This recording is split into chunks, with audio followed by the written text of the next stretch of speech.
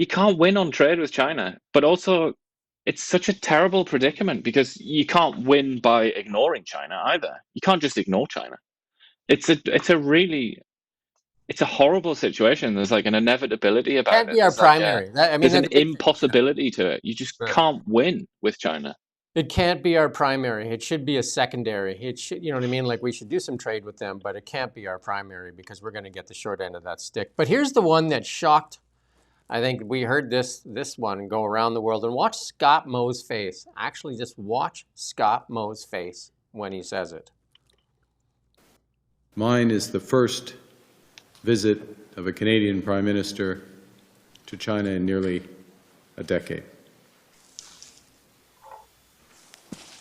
The world has changed much since that last visit. And I believe the progress that we have made in the partnership sets us up well for the new world order. That needs to be sampled in a trip hop song right now, doesn't it? It almost sounds like the start of a very good song. Just why did he say it like that? But it also reminds me of going when I used to go to church a lot. It seemed like we were there with the clerics, and they were just bringing down the word from the mount. And Scott Moe was just shocked that he basically said, "You've now done a deal with the devil." Well, Jolie's face there looks like she ate all the birds. Like she's like just, you know, the cat there is just eating everything. She's definitely in Jolie heaven, whereas Scott Moe is like, I got the canola thing, but I don't know if I'm going to survive. I'm going to go back to Saskatchewan with this New World Order. It has shocked a lot of people, though. It is shocked. And any one of the Bloomberg reporters asked the question, what do you mean by that? Let's listen to Mark Carney's response. Prime Minister Brian Platt with Bloomberg News. Yesterday, when you met with Premier Lee, one of the things you said in the public remarks was this partnership with Canada and China, this new partnership, sets us up well for the new world order.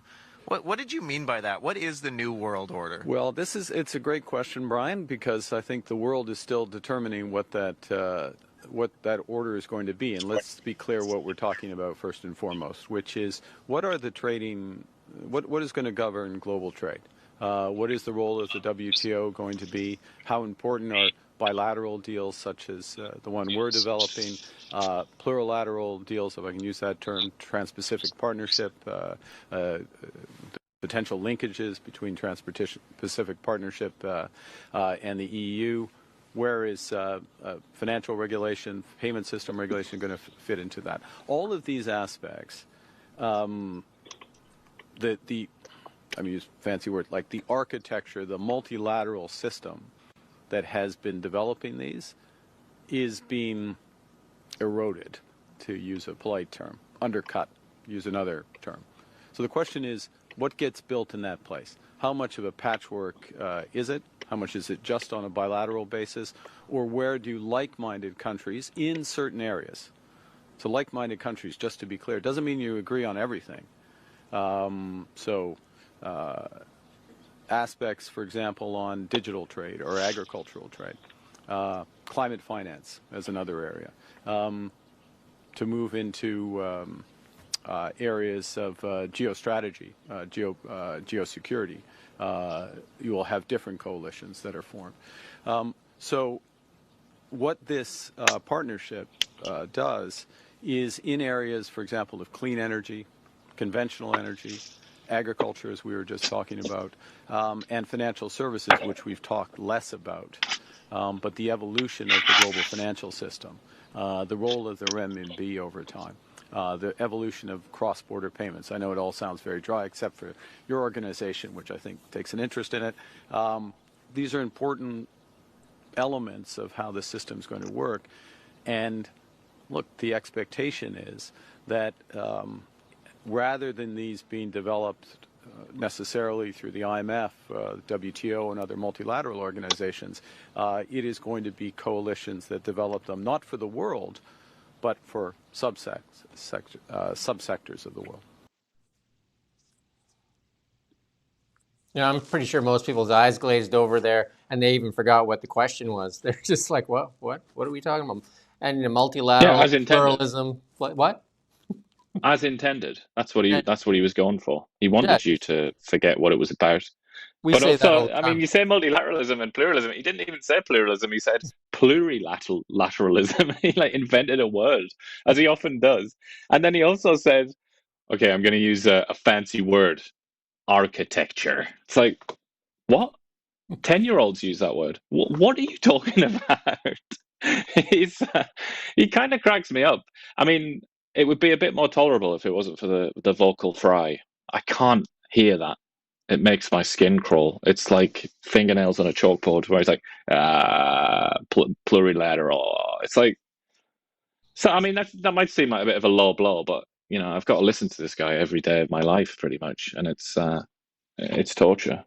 Well, I mean, when they signed that letter, there's another thing about this world financial order they're talking about, and this WTO and all these things. Don't forget when they signed that letter, which is an odd when they went out in defense of Jerome Powell. That was the EU, Canada, and Brazil. And Brazil is also part of BRICS nation: Brazil, Russia, India, China. So that's who we're choosing to align with right now. Brazil, we're putting our name right next to them. China, Russia is his best friend. Russia and China. I mean, they have what's that word they use? Like there's no holds barred on that relationship between Russia and China. Like it doesn't matter Beyond what each other limits, yeah. beyond limits. It doesn't matter what they do. And then so in one hand, we're giving all this money to Ukraine to fight the devil, Russia. On the other hand, we are now giving money to China so that they can fund Russia. I'm just like, what is literally going on? But he also said he even had the goal. I don't know if he regretted it after he started the sentence, but he started to talk about Ukraine and in the context of like the multilateral world order and international cooperation and the coalition of the willing and all the rest of it. It's like I was just thinking, like, you're sat there in Beijing, like you're in the headquarters, you're in like the engine room of Russia's war machine right now. Not a single word to say about that. I think he even said that he spoke to him about Ukraine, spoke to him about Greenland, and we were in accord on Greenland. He said, but just remarkable that he could come there and say that. Like, supposedly the Liberal Party, that's one of their number one priorities, is to help the Ukrainians. Sorry. And then Did they you went say? there to the number one backer of the Russians who've invaded Ukraine, and not a single word said about it.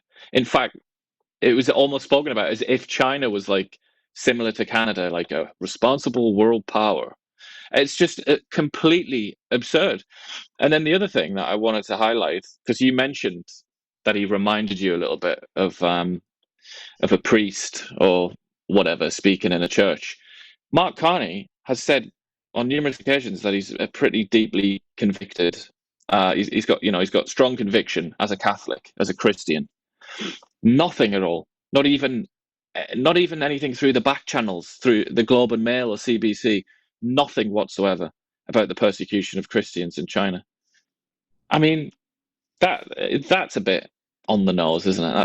That's a bit hard to swallow. But maybe they'll do a bit of work on that in the aftermath, and they'll get some kind of quote out to the CBC where it's like, oh, actually, he did bring up the persecution of Christians, but it's a lot of poison to swallow, really, isn't it? Especially from, and I have to say, really solely or particularly anyway, because it's coming from this party, the Liberal Party, that has propped itself up and presented itself to the Canadian people as morally superior and as an arbiter of morality and ethics, and as the good party. Like, we're the good guys, we get the moral decisions right.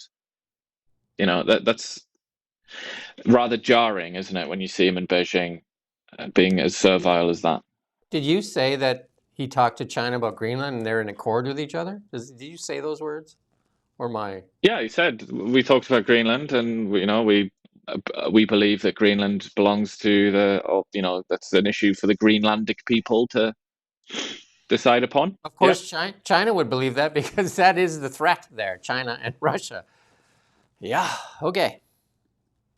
Here's from Terry Remarkable. Newman. It's honestly, the word sellout kind of works. But then again, I'm not here to sort of I think it would be quite foolish to go to Beijing and try and lecture China, especially if you're the Prime Minister of Canada. I just think that would be demented. That would be a completely foolish thing to do. So I don't necessarily, I'm not objecting in like absolute terms. However, if your party is based on the idea that you're like, you believe in human rights and international law and all these sorts of things, and like you're the morally good people in Canada, then then I get a little bit upset about it, because then it's just hypocrisy, isn't it? And it's basically a kind of fraud. It's like a gaggle of chickens walked into the fox's den and are strutting around like they're going to be okay.